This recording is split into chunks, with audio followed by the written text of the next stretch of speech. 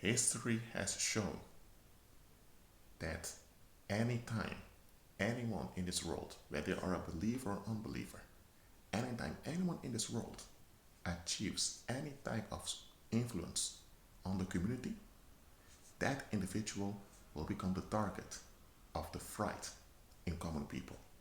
Common people will seek to control you. Why?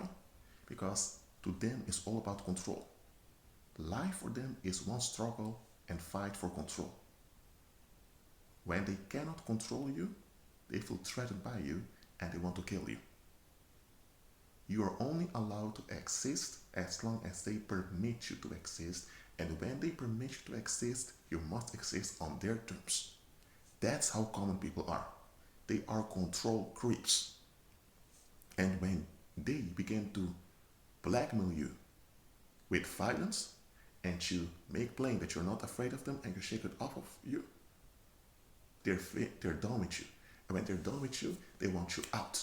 And if they can't shut you down, they can't kill you, they'll lose their minds and they'll turn on each other. That's what common people are. So ask yourself the following. If that's the type of world we're living in, where people don't want to face themselves, instead they want to control their neighbor, where they undermine one another with violence.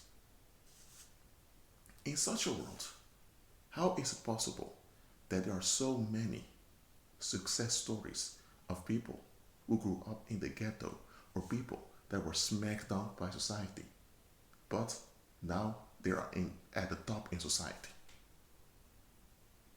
Examine those success stories.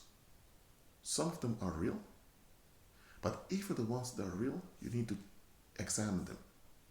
Someone may indeed have been smacked down by society and now they're at the top in society. But that individual still has things haunting him or haunting her. And that thing that haunts him or her is something that grants worldly people narcissistic supply. For example, someone may be from the hood, he used to be a drug dealer, and now he's a businessman, but he still has stigma that he's a black man that used to be involved in drugs. And now it's with the approval of his white superiors that he now is part of the business world. So this is a narcissistic supply that commoners will get out of it, and they will feel good about themselves at the expense of this black man who's now a businessman. So that's why his success story is embraced and accepted. It's true, but because it happened in such a way that it validates society's expectations, they're okay with it. And then you have success stories. For example, you have this guy that used to be a drug addict. He used to be a thief, smoking pot all day long, and now he's a pastor in a mega church, and he's even consulted by local governments in how to deal with the youth. In this success story, there's nothing for the commoners to get any narcissistic supply out of. So there are many things with this second success story that doesn't add up. First of all, if he's now walking by faith, how come that the governments of this world embrace him? That's one thing that's off already.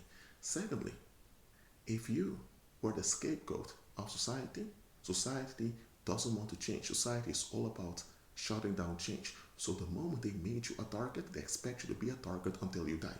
The moment you're not a target anymore, they need to face themselves. Society doesn't want to face itself, so they will haunt you.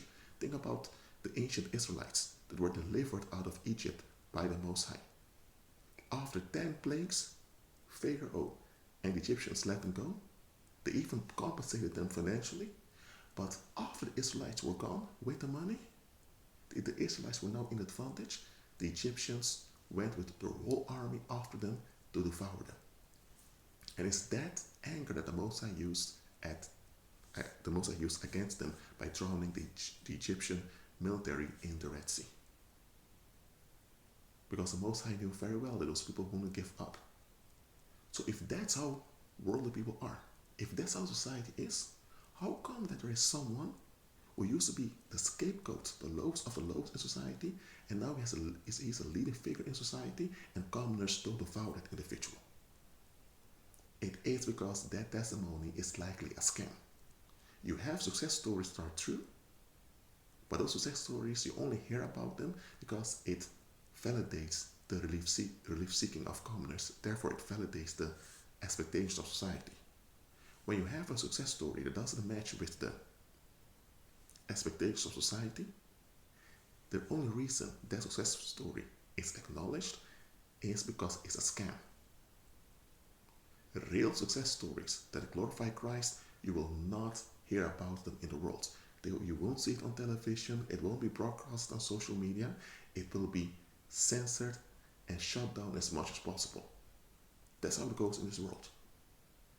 So examine the success stories that you hear.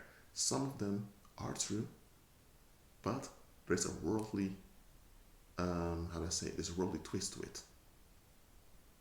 And some are not true at all, they're just hoaxes.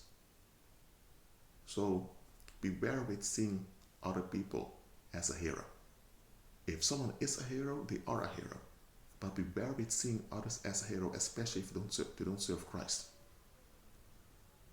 Well, that's it for now. Keep on agreeing with Christ and be at peace.